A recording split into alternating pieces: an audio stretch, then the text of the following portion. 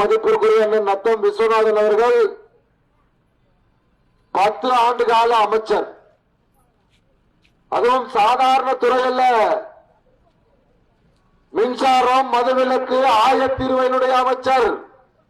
அவர் நினைத்திருந்தால் இந்த நத்தம் சட்டமன்ற தொகுதியை தமிழகத்திலேயே எல்லா அடிப்படை வசதிகளோடும் கூடிய ஒரு முன்மாதிரி தொகுதியாக கொண்டு வந்திருக்க முடியும். தாய்மார்களே,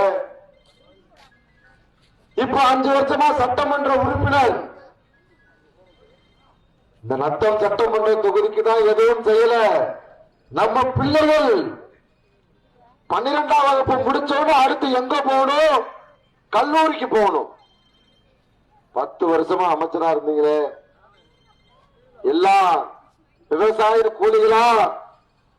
விவசாய நிலங்கள்ல கஷ்டப்பட்டு ஆடு மாடுகளை வளர்த்து பிள்ளைகளை 10, 12ஆவது படிக்க வச்சா அதோட படிப்பு நின்று போகுது.